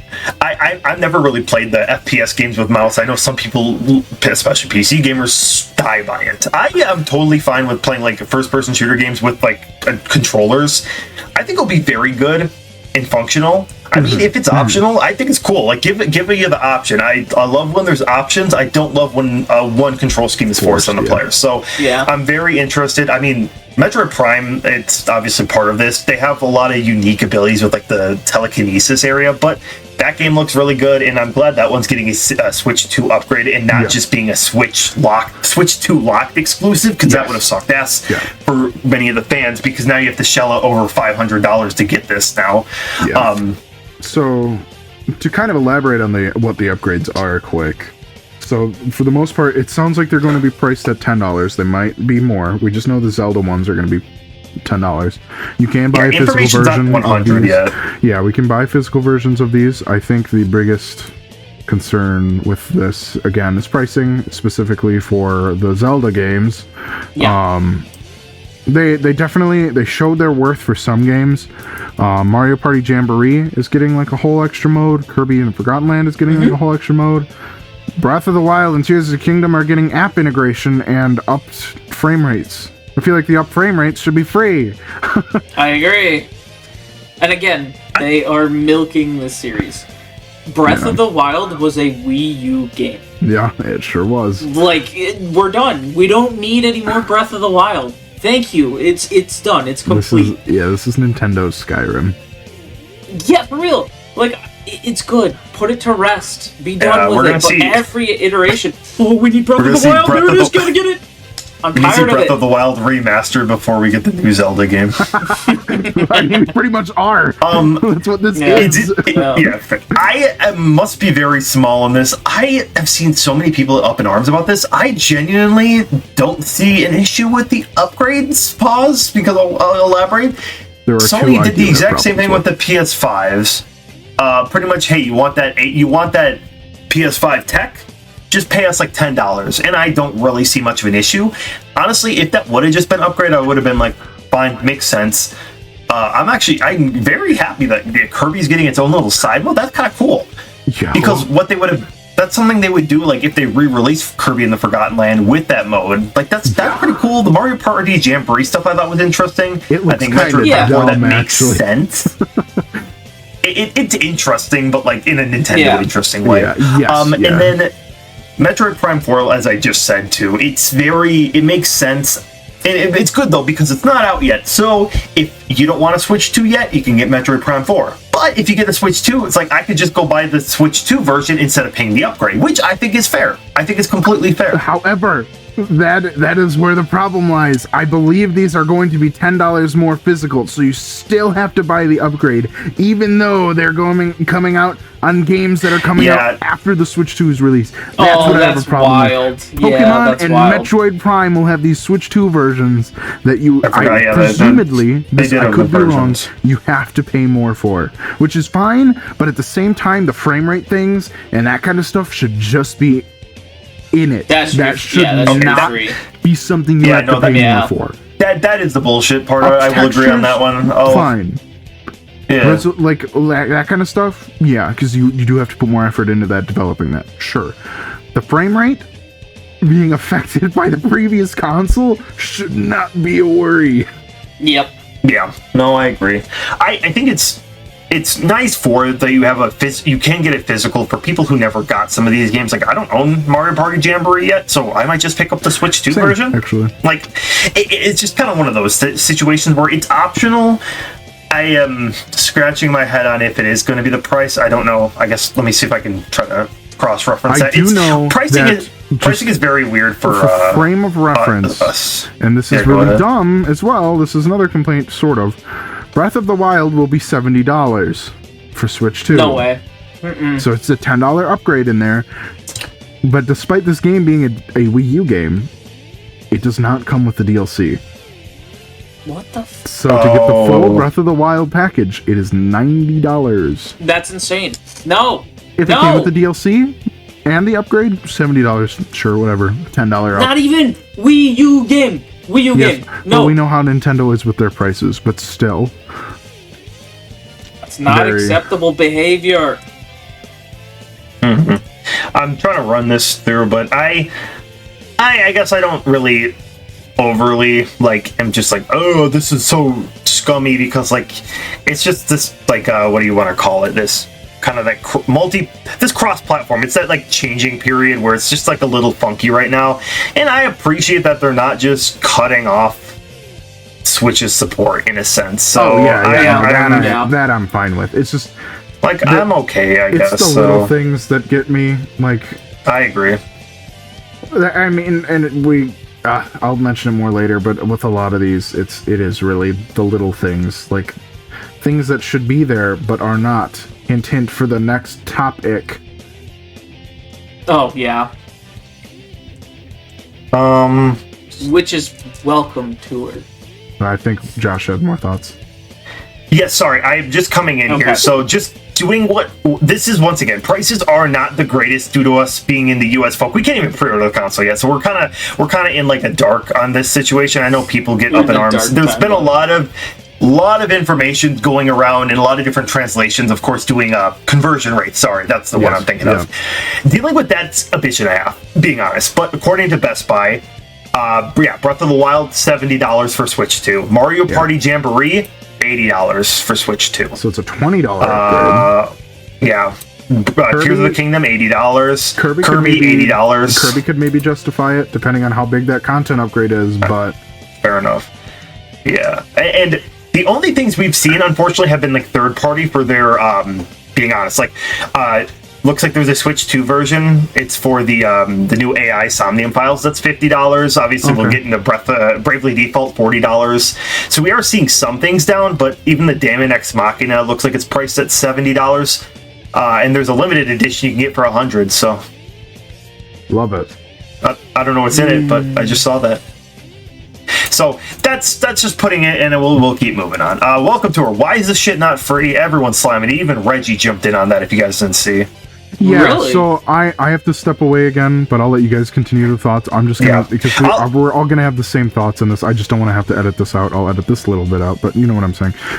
I have to go really quick. I'll be back, but I'm just gonna draw my thoughts on this. I think it's stupid. It's not a pack-in. We, like Josh mentioned, Reggie, he just said he fought for Wii Sports to be in there, and Wii Sports didn't do as well in Japan, apparently. I don't know if that's true, but I've heard that. I don't know. This is like if you had to pay for I mean, I guess you do have to pay for a map, but you know what I mean? Like it's like you had to pay for the instruction manual separate. You know, yes, yeah. they Nintendoized it and made it fun, but I don't know, it's stupid. I'll let you guys argue that, but that's my thoughts. Quick, I'll be back. Yeah, I'll hop in the Reggie thing to start with this. So yeah, there was a story that's very popular that Reggie basically had to convince the Nintendo crew over in the Japan side. He's like, include Wii Sports in the Wii bundle, it will sell better. And they basically said something along like, we're not going to give away our products for free. It's like, we made this game, it's not going for free. So obviously it worked, and I think Wii Sports had this, obviously everyone did, it's not a hot take, Wii Sports had the success it did because it was a pack-in. Oh god, yeah. Everyone loved it, but it's because it was free. And like, yeah, I would not pay $50 for it. No chance. I think that's really what gave Mii's a good start too. Oh yeah. It helped do a lot of things, and why the Wii was so damn successful in the first place. Like it helped get a really good fucking jump start, and why they got the money they got. Yeah. Welcome Tour. Even the first half, I literally looked just like a menu system, like just menus, and I'm like, okay. And I figured that had to be a pack. And then they showed games, and I'm like, okay, well at least there's games I can get and play on there. And then it said you buy it, paid separately, and that's bullshit. Unless it's $5. No, I don't care what it is. I'm not getting it. Not getting it. I'll figure out how to play the Switch 2. Don't worry about it. I got it. I don't need to buy a tutorial game for money. Yeah, I guess. I don't know. If they showed some mini games. If there's more, like I said, if it's like $5, I get that. But we know it's not going to be. It's probably going to be $20 to $40. My guess is, which is still that would be crazy. That would be so $20 to $40 too much. So yeah. It's just stupid. Everyone's dogged on this. Yeah, Reggie basically took a shot at it, basically saying like this should be a pack-in more or less, or something like that. But another questionable decision made by Nintendo through this whole releasing process. It's just I want to play the games. It's kind of hard when you make everything such a premium that I have to purchase play it. Like I don't know. It's bullshit, man. Moving on, we have GameCube support. So GameCube came with the Switch Online. Everyone expected this. We see it. It's fantastic. They got the controller just like they've been doing with every other ones. You can get the N64 controller. I still got to get on those to get like the N64 and GameCube because, especially if it's a game I played on the original system, I'm going to feel more at home with it. Playing some of them on So playing some of the games I grew up with on N64 with like a Pro Controller, I'm like, oh god, this is jarring. And I could assume it's the same because especially those controllers are so oddly shaped and like vastly unique, different. Yeah. Yes, as opposed to like a Joy-Con or something. So I'm cool. They had Soul Calibur, Wind Waker, and an F-Zero GX, I think it was. Obviously, they showed a bunch of other games. I'm content with this. Actually, this is one thing I don't see many problems with. I mean, except for maybe rip the Wind Waker and Twilight Princess HD that everyone is expecting. No, they have said don't count those out yet. Right. Yes, they're coming to the GameCube simulator, whatever you want to call it, emulator. I don't know if you can. Nintendo doesn't like the word, but it's technically what it is. They know these will sell, so I'm 100% sure they're going to release a different kind of Switch 2 version, but they have said themselves, don't count those out yet, just because we're getting GameCube on Switch 2. Okay. And that's fine, because like I have Wind Waker, and that's not too bad, but I know Twilight Princess specifically, because I really want to get the HD version of that game. It's like $100 at the lowest right now on like secondhand markets, and that's sad. I love Twilight Princess, and I would love to play the Switch HD version. That sounds fantastic. Oh hell yeah! And Wind Waker too. Like those are just both. God, it's one of my favorite Legend of Zelda. They're both those great 3D Zelda games, and I really want to play them, and we will buy them. We will. Well, and here's the other thing that gives me hope, and I'm kind of surprised now that hearing they're doing GameCube stuff for the Switch 2. We got Thousand Year Door. We actually got that remake not that long ago. That was still 2024, but I'm kind of surprised I didn't sit on that until Switch 2 now, just learning everything about this. But that gives me hope that, hey, maybe they'll do a little bit more remakes and remasters of old games. we're getting to a point where there's a lot of like sequels, like I said, with Kirby Air Ride, even Metroid Prime, the original Prime and Prime 2 debuted on the GameCube. If you want to do Smash, you can do Smash, like Melee, dude. Like a lot of GameCube games are hyper expensive. Yeah. And this is why I'm probably most excited. I love some of the GameCube games. There's a lot of GameCube games I haven't played, and pricing is why.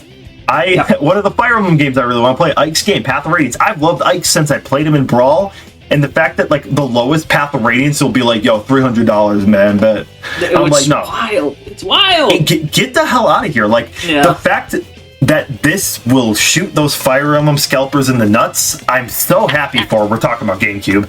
I'm happy because so much GameCube games are expensive, and I'm ready to play these GameCube games that aren't up the ass, because I love physical, but I only have so much money in my fucking wallet. So true. But again, I would not count out a remake of Wind Waker or Twilight Princess. I hope so. I'll keep it up. I'll keep it. Yeah.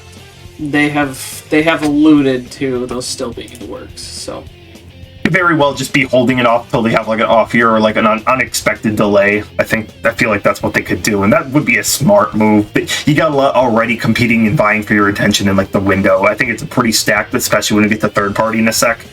So I'm not super mad. And hell, you could even just get the Switch 2 and start playing some GameCube favorites. I mean, like, yeah, they're not like it's 3 games, but hey, Wind Waker's a great game. Wind Waker's a fantastic some big games there. game. I'm back, by the way. That's some big games. Welcome I don't know back. if you guys really mentioned that, but like Soul Calibur is one of the best fighting games in that. It is, and F-Zero, like some multiplayer games and a fantastic first-person game. So absolutely. Well, solo player game, single-player adventure. That's what it is. But I don't know if you guys mentioned Luigi's this either, Mansion but like too, right? it appears not at launch, but damn! I really it want to play it. appears that they're also going to be at a higher resolution than what the GameCube could do. That's so cool. If the emulation is good, this might be the optimal way to play these games, which is kind of weird. Yeah, I know some like people. Josh, I'm a sucker for hard goods, physical media. Mm-hmm. But like, and I have stuff to make my GameCube look nice, and it does look really good. But I don't think you can beat that, which kind of sucks. Well, because I spent so much money upgrading my GameCube. Mm-hmm. Yeah, I know I've seen a lot of those detractors being like, you could just get the Dolphin, bro. The Dolphin's been out for a decade. Hey, I'm also lazy. And the fact that this is all here, and yes, I understand that at a point this will all be gonzo, but it's nice for the time, and it hopefully will be supported for a long time. And also, those things that they mention are a lot harder to get because they're getting the sites are getting struck down. It's just I don't know where to go. But this is just nice, convenient, and easy for those people who aren't, getting all those emulators and stuff. So it's cool, and I'm happy it's coming out right away. I'm glad we're not waiting months for GameCube, and they just showed it off, and that's fantastic. Like I said, probably one of the least negative things I have to say. I got nothing really to complain about. I'm just hell yeah. Any other things about GameCube games? No, I'm just really excited. I do hope we see some weird games. Obviously we're gonna get a lot of the Nintendo stuff. Chibi Robo. But yeah, I'm more so thinking like Eternal Darkness. That'd actually be huge. But I'm thinking more like third party, because obviously being Sonic fan, hopefully we see Sonic. All right, let's move to the next thing, and this is going to be I think we all agree on this one. Kind of a quick one, but I guess it ended up being regurgitating a lot. But Switch key cards so far, I think it's Bravely Default remake, Street Fighter 6, and I think a few others did get released post this, but it's stupid, man. It's dumb. Why do things happen? It is better. It's better than the download code. Yeah, the download code in the box. And it does give some developers an out. Like, honestly, one of the games that isn't this is Cyberpunk, and if Cyberpunk was one of these, I would have been more understanding. Street Fighter, Cyberpunk isn't. Yeah, Street Fighter, I'm a little miffed on, but I get it, because it also has a really good price point, because it has a lot of, like, the first couple things of DLC. But, like, Bravely Default is a 3DS game from like 2011. I think that one specifically, and then I think AI, the Somnium Files 3, whatever that game is actually called, is also one. It's like... Yeah, I'm getting either the Switch Red 1 or PS4 5 version of that AI game. I think I also have the PlayStation versions for the first two anyways, but I don't want a key card if I can't get one. Probably for Bravely Default, since this is our only option, I probably will. Because I like putting but then how plastic long on my do you shelf. actually own it? That's what bothers me, is we don't actually own it. Yeah. It drives me nuts. Why do something half-assed? Just give me an actual game card.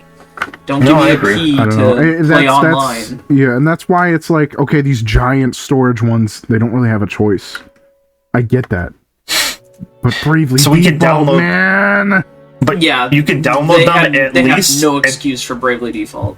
But as long as you download them, right, you don't have an issue once the online goes away. Yeah, so you just have to download them initially. Right, so it does work like the PlayStation 5 and the Xbox One and beyond consoles, where it's some of the data is on there, but I think specifically with like PS5 and stuff, like you can play most games without the internet. Like you still have to download the game off of the disc.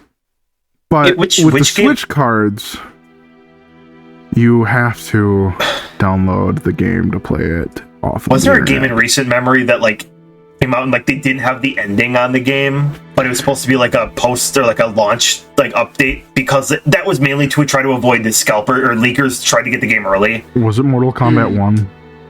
I can't remember. It was either that or like maybe like I think one of the Call of Duties.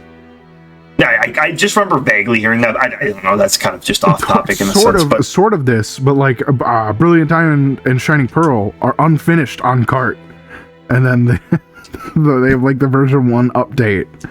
That's weird, but makes it work. Yeah, no, it's still weird. Because like, what happens if you're just buying secondhand games like this? These are going to be outdated consoles in a long time, and you're just buying off the secondhand market. Like, the best part about the GameCube is if I get a fucking copy of Thousand Year Door, I can put it in and play it right now with no issues. Now, obviously, we have the luxury of getting updates because any bugs that were in those games are in there for the rest of the time. But honestly, I'm fine with that, because that ensures developers actually have to do their goddamn jobs the first time around. That's right. I'm peeking my mic a bit. That's but we can move into this because we've been talking about Sony and these games specifically. While I'm not happy about the Switch carts, the third-party support is I'm very happy with. This Bravely Default, Street Fighter 6. There's a couple others I listed. These are not all of them, but Elden Ring, Cyberpunk, Yakuza 0 HD, Deltarune, the full game we're getting first on Switch, Final Fantasy 7 Remake. So far, just the first one was Intergrade was announced. Or Hollow Knight Silk Song, and then Dusk Blood, which we can save off our own one because that's like a new thing. But like all these games, that's awesome. Like, Hogwarts Legacy too. My only thing with this is a lot of these aren't new. I think the only new ones that I can fully think of, Bravely Default Remake or Remaster, whatever, and then an Elden Ring Tarnished Edition, whatever that means technically. It's called the Tarnished Edition. It's got the DLC. That's cool. Yeah. And then Dusk Yakuza Blood Zero has Yakuza Zero has a couple new contents too. Right. It's like HD, like remaster. That's right. I think they said like 20 to 30 new minutes, at least like minutes of like new like cutscenes and stuff. I think they said. Isn't Deltarune technically new? Like, I didn't think they had more than part 1. Chapters 3 and 4 are new. Yeah. All right, I'm wrong. You guys are right. I'm the wrongest one here. Get them, I get what you mean, because Deltarune 1 and 2 have already been out. But but they're getting the full game now. I mean, I think there's got to be a realistic amount of people, like kids too, because as a kid, a lot of people had the issue back when we were kids where it's like, look, you were locked in the one console. You either had the PlayStation, the Xbox, or the GameCube or something like that. So there's probably kids that maybe only played the Switch, and they're like, oh, yeah, obviously Elden Ring, Cyberpunk, Yakuza, these are all mature games. I can't wait for my little cousins to experience Yakuza. Yeah, it was like, I don't know. I think it's a boon. I don't think there's anything really wrong with having these on here. I I don't know. It's just cool. I think overall, Silksong, Deltarune, and Duskbloods, I guess. Pretty interesting picks. Yeah, I think there's one specific game in this lineup I think Josh and I specifically want to talk about, but... I will say, I guess one thing I'm curious about with... So first off, I guess I'll get my 3 things out of the way out of all these. A, I'm excited overall. Deltarune, that's insane that we're... Like, Switch is getting the full launch first, it seems like. That's really wild. And the fact that, like, Toby Fox was, like, started as, like, a modder and stuff, and, like... Yeah. I don't know. It's wild, but I also think it's cool. Silksong, I'm wondering, is that going to be timed exclusive on the Switch? No, I don't know. I think they probably just had a deal to, like, show it off. And we don't even know a release date still, so it might not even come out this year, which is a funny thing to me. I've already moved in the 5 stages. I'm on acceptance that this game is dead and it's not coming out, so we're fine. I'm assuming we want to talk about Duskbloods. Yeah, Grant, do you want to say anything before that? Because we can just wrap up this section with Duskbloods. I'm always wary about how, like, full games like this will run on the Switch, but I don't think the Switch 1 did anything terrible. I think, like Josh said, yeah, they had to take some hits with, like, resolution, some frame rate issues with other games, but... Somebody hasn't played Mortal Kombat 1 on the Switch. I was about to say Mortal Kombat 1 is really, really, really, really, really bad. Really, really bad. Really good memes that came out of it, but really, really bad. Should not have come out on the Switch at all. But so I'm still kind of weary about games like Cyberpunk and Elden Ring and the Final Fantasy 7 coming out. I think Deltarune will be fine. I don't think that's anything crazy. Hogwarts I'm not Legacy. Worried about Cyberpunk, because they did that really good job with The Witcher. I think that'll be fine.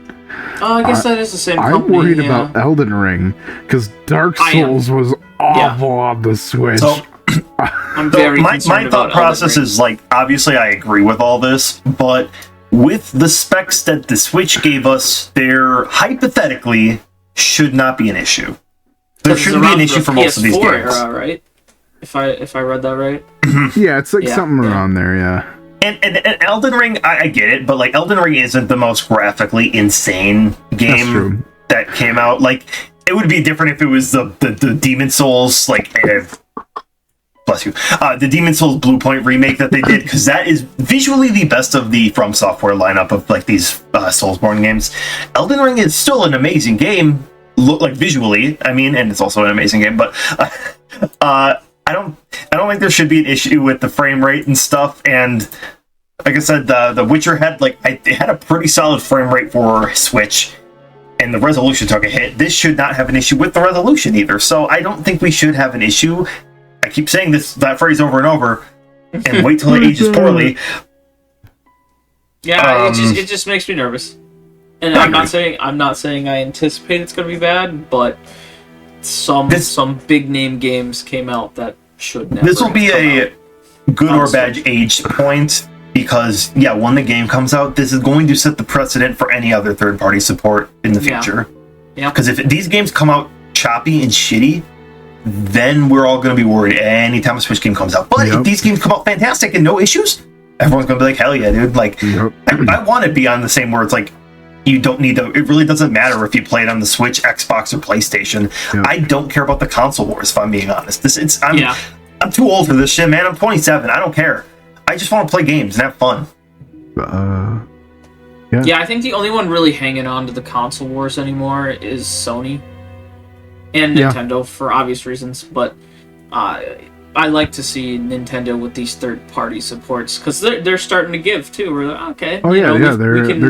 They're getting like sports games and stuff for the first time in a really long time too. I've just never understood the console wars. You can make more money if you sell more games, so give it up. Sony, I'm talking to you at this point. Give it up. Especially at $80. But competition you right. Go up. No. Yeah. Nope.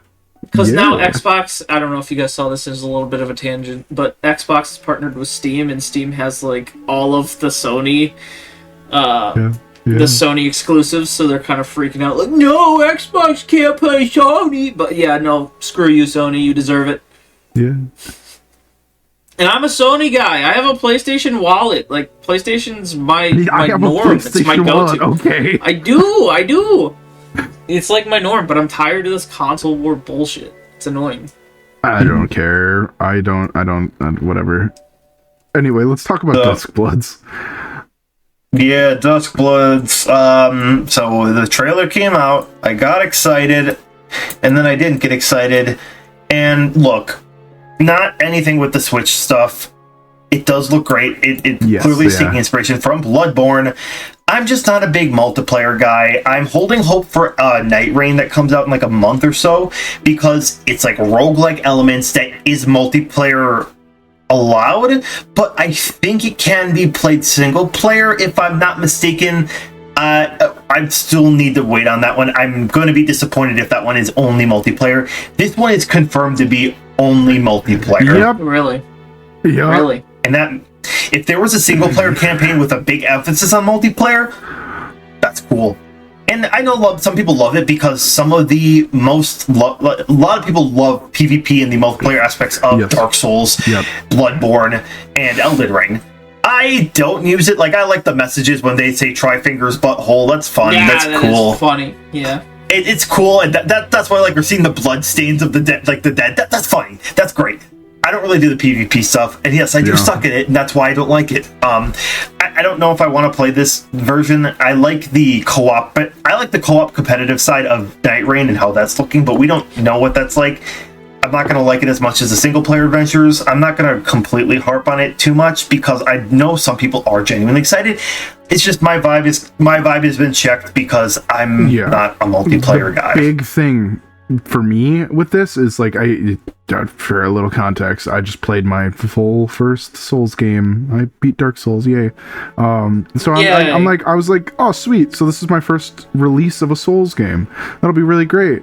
Like, watching the trailer, this looks amazing. This aesthetic looks great. Like, it got like modern elements. This looks awesome. Holy cow! Post trailer, still thinking like that is one of the highlights of the Switch 2 stuff. Like, this looks great. I'm so excited.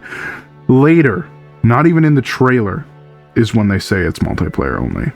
Like, are you kidding me? Like, that is such a bait and switch. Like, that's been the whole release trailer, though. That trailer was so like narrative driven too. It's like somebody talking over like the whole situation and these weird characters that are definitely characters and not just Joe Schmo.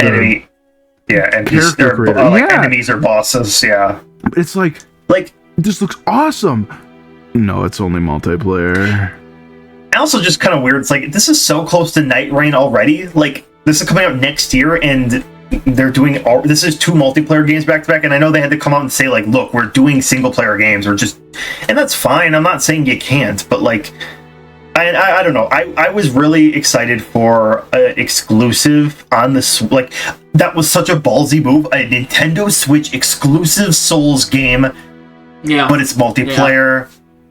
Yeah, that was such a power move until it became multiplayer, and that's unfortunate.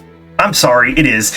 Like, I don't know. I know some people are happy because, like, some super hardcore FromSoft fans don't have Switch or don't like Nintendo, don't play Nintendo. I know some of them are so sweaty that they never get off their PC. Sorry.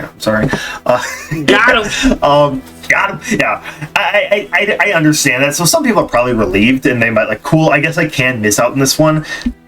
I don't know. It just leaves a bad taste in me, but in my mouth. I mean, in a sense, I'm glad it isn't Dark Souls 4 or Bloodborne 2, and it is multiplayer only, because that would suck immensely. This one will be like, all right. I don't know. I'm not a big PvP guy. I like co-op though. I love co-op games. Yeah, having the option, totally fine. Even if that was like the focus, but it's still an option, totally fine. But the fact that it's multiplayer only, womp sucks. Womp. Yeah, real. Yeah. I accept this womp womp. These are all the games we put up on here. Any other things we really want to talk about? Not really. I haven't seen that much else. Yeah, I kind of missed the opportunity because I had to dip. But I guess I'll put it in the final thoughts. So, whenever you guys are ready. Yeah, no, I think we can just move into a general overview of hype factor, final thoughts. Who wants to go first? I will, just because I know what I want to say, and I don't think it'll take too long. Okay. I'm gonna beat you. So like I was saying, the price point stuff, like, I think it's justified. There's things that bug me, like the UI and stuff doesn't differentiate from the Switch 1. Like, that's fine. The storage space isn't as great as I would hope. That's fine. It's not the end of the world. All these little things that are just like, sigh, groan, whatever. Like, I didn't get to mention that Welcome Tour. Oh my god. You didn't get to talk about it. I mentioned it right before I left, but Welcome Tour needed to be either included or like a $3 title. That is insane that it's like, yeah, here's $10 to the manual. Like, is it $10? Do we know the price of it? Yeah, it's $10. It's $10. Very dumb. Very, very dumb. Especially when there's not a whole lot of other things going on. Like, Astro's Playroom is free, and that's a fantastic... I believe it's not 20 or more, but not happy it's $90. $10 too many, but... Yeah. Sorry, it's your turn. You can talk. No, you're good. You're turn. Good. Your turn. But yeah, so overall, I think I'm miffed on the Switch 2 as a situation. I'm excited about some things. I'm really excited about Kirby getting an expansion. I'm really excited that these games, at least Nintendo's games that we know for sure, are going to look great. I'm excited that Donkey Kong is going to be like this new fresh thing. But I mean, my overall take is I'm so excited for Mario Kart. If that is a plus and a minus. Yes, I'm excited for Mario Kart. I'm a gamer. This is like my bread and butter. This is my stuff. But I definitely feel like Mario Kart is $80 and the only real Switch 2 release game because they know people will buy Mario Kart. Yeah. They could have done something like Splatoon, and it would have sold probably decently. But not everybody is a Splatoon fan. Everybody is a Mario Kart fan. Like... Except for Grant. At least played. Except for me, that's right. At least played Mario Kart or played. Yes, everybody plays Mario Kart. Yes. I will play Mario Kart World at some point. I will, but it will probably fizzle out quickly. I'm super excited for it. Mario Kart is definitely leading that hype, but overall, whatever, I guess. Grant, you want to go next? Yeah. My general feelings about the Switch 2 right now is very much shaking a carrot at us, where it's everything we've talked about thus far, like the way they've done their trailers, not just with the console, but some of the games, the release titles, and then, we're hiding the price. It's all been very shady. It's all been like, you're really gonna like this, but we're gonna hide the things you're not gonna like, tee. I don't care. It really killed some of my hype for this. I think the only thing saving it for me right now is the access to the GameCube stuff. I really do like GameCube. It was one of my favorite systems. I really like a lot of the games that came from GameCube, so I am still excited for that. Mario Kart, the price point has killed my excitement for it. Donkey Kong I'm a little more excited for. I think I'll enjoy it. I think I'll pick that up and play it. The third party support ones so far, I have Cyberpunk already. I've never played Undertale or Deltarune, and I don't know, I don't care for the combat style. I've already played Final Fantasy VII Remake, Hollow Knight, I don't think I've ever played, but I'm playing Hogwarts Legacy again right now on my channel. That's my plug for the day. Thank you for not having me be the only one. No, Jake did too. He plugged his. We've all plugged them now. I did not. What did I plug? You said you finished something recently as well. Dark Souls. I played that off stream. Oh, yeah, you did. Oopsies. Anyway. Hot Wheels. There we go. He plugged Hot Wheels. Go watch it now. Anyway, the whole Bravely Default. I was like, holy crap, I really loved Bravely Default 2. I finally get to play the original. Oh, by the way, it's gonna be a key card. I just don't like the way they've been doing things with the Switch 2 right now. It's kind of killed my vibe. I probably won't pre-order it. I'll wait until... You really want to know what I'm hoping for? A big reason why I'm holding back is I do hope they do a bundle with Wind Waker. I think it would be really cool if they did a Switch 2 release where Wind Waker is the bundle game and they have like cool Switch icon or the Joy-Cons for it. No. But get out of here. They did that with the Wii U and look where that ended up. Hey, I will buy it. All I'm gonna say. Oh, okay, go buy the Wii U. I will get. No, not the Wii U. I'll buy Switch 2 if it comes out with Wind Waker. I don't know. I will get it eventually, but there's so much shadiness with it right now that I don't know if I'll pre-order it. That's my final thoughts. We're also Americans, so we can't. Yeah, let's go! I would argue that I don't think I'd pre-order it, because I don't even know if I will be able to. It's so true, so true. If you watched my... Once again, I keep plugging, but like, I had my live recordings of the Direct, and all of it was genuinely positive. Like, I was like, all right, this was like a good, like, solid presentation. And then everything else happened after the fact that basically killed all any kind of excitement I have. And maybe it is part of that dragging me down, but like the Duskbloods, I can't really get super insane for. Mm-hmm. GameCube's fine. Kirby Air Riders, Hyrule Warriors 3, Donkey Kong Bonanza is probably my pick for like the most excited, just because I'm very curious to see how that game's going to play. I think it's going to be very fun. Mario Kart World, same thing. It's like, all right, I was excited for a new Mario Kart, but it's it's a lot of it that's like it would have been better if they had this up front, but they didn't, and it sucks. And it's just, I don't know. It's a mixed bag because they had a lot of good stuff, but then it's because they only had the good stuff in the Direct, and then all the bad stuff was conveniently hidden out. Yeah, it's later. And it's quite shitty, unfortunately. Yeah, they definitely hit that from us.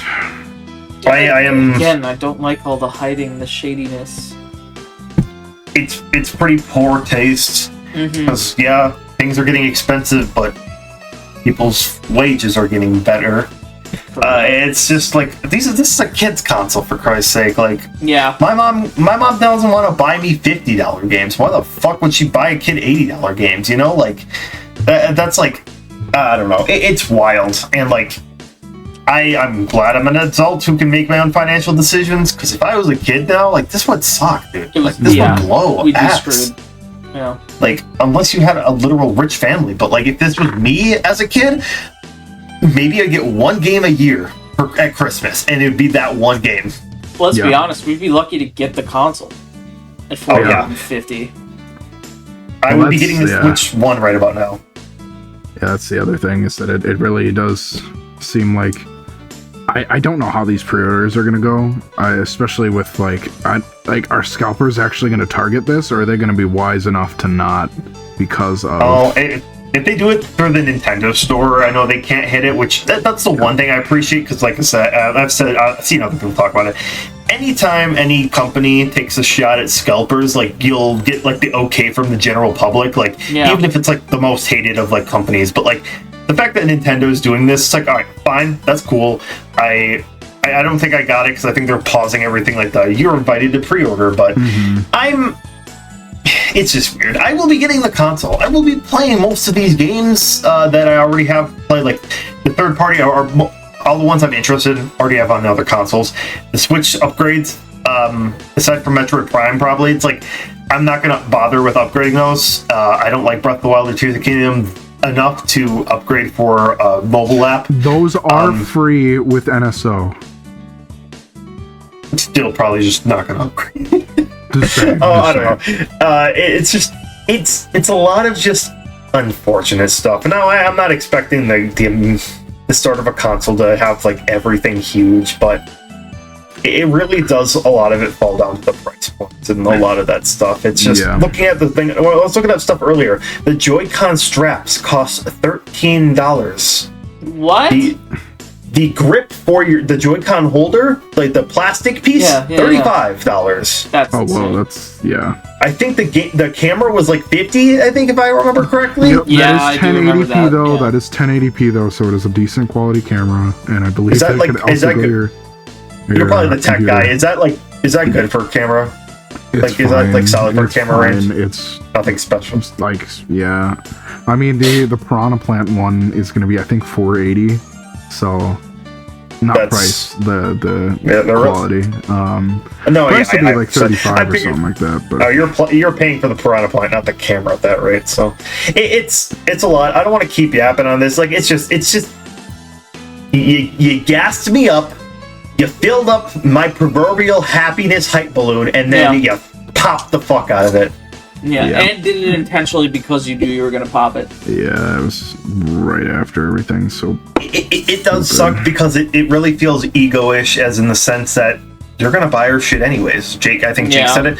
Yeah. It's Mario Kart. You're going to buy this. You're going to bitch about the $80, but you're going to buy the $80 whether you like it or not, or just buy the $500 bundle because you're saving $30. Again, we'll find out more tomorrow. It'll be literally, for those listening, we would have already talked about it because I'm just going to throw it in there, but yeah, we'll see.